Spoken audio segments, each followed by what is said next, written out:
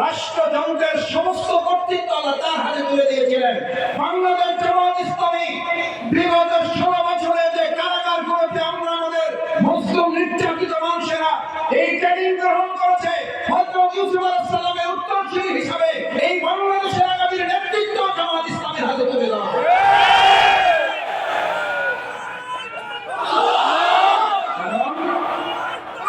বাংলাদেশ জামাত ইসলামী, ইসলামী ছাত্র শিবির, এমনকি আমাদের মা এবং বোনদের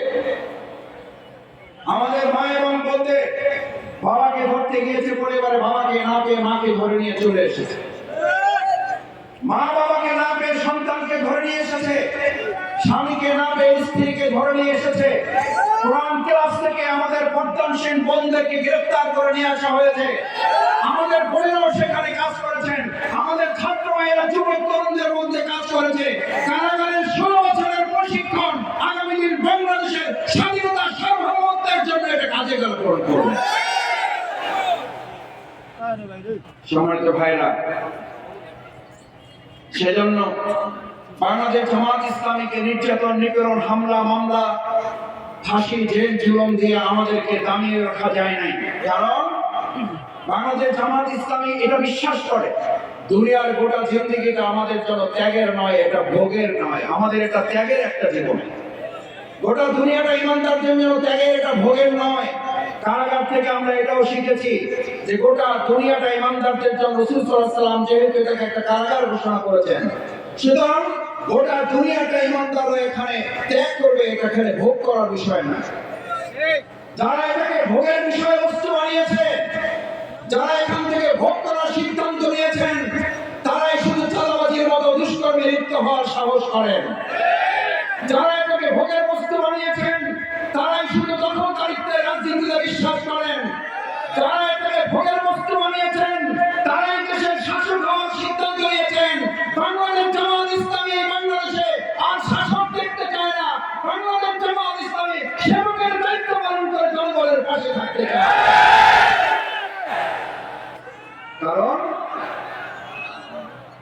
শাসক হয় তারা যারা ভোগের রাজনীতি করে, আর সেবক হয় তারা যারা ত্যাগের রাজনীতি করে। বাংলাদেশ জামাত ইসলামী ত্যাগের রাজনীতি করে বলেই আমাদের বিরুদ্ধে জেল, জুলুম, ফাঁসি, নির্যাতন, নিপীড়ন, হামলা, মামলা চালিয়ে আমাদেরকে 1 সেকেন্ডের জন্য তারা থামিয়ে রাখতে পারে নাই। ভবিষ্যতেও যে কেউ আমাদেরকে বিবেচনায় রাখবেন, বাংলাদেশ জামাত ইসলামী এক আল্লাহ, আল্লাহ রসুলের নীতিমালা অনুসরণ করে বলে এই দুনিয়ার আর কারো রক্তচক্ষুকে আমাদেরকে পরোয়া করতে হয় না। সুতরাং বাংলাদেশ জামাত ইসলামী 2006 সালের পর আপনারা খেয়াল করেছেন, একটা স্কুল কারচুপি নির্বাচনের মধ্য দিয়ে আওয়ামী লীগ যখন 2009 সালের ক্ষমতা গ্রহণ করার পর প্রথম প্রশাসনকে দুর্বল করার জন্য তারা তথাকথিত বিডিআর হত্যাকাণ্ডের ঘটনা ঘটিয়েছে।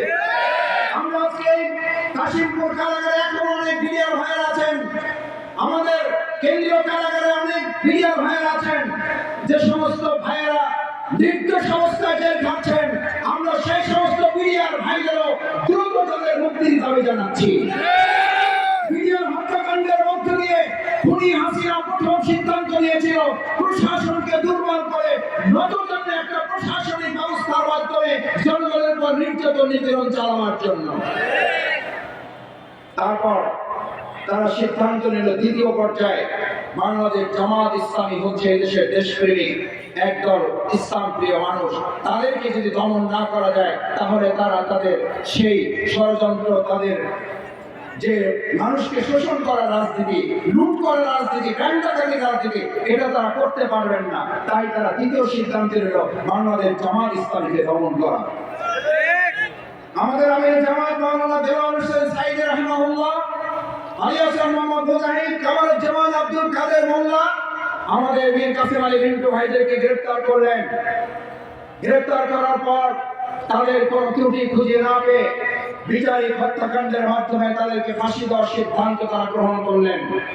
আমরা দায়িত্বহীন কণ্ঠে একটা কথা পরিষ্কার বলে দিতে চাই, সম্মানিত কাশিমপুরবাসী, এই গাজীপুর মহানগরী শুধুমাত্র কাশিমপুরের একটা প্রোগ্রাম দেখলে কেউ এটা মনে করবেন না, এটা একটা খারাপ প্রোগ্রাম, মনে করবেন এটা একটা মহানগরী প্রোগ্রাম। কেন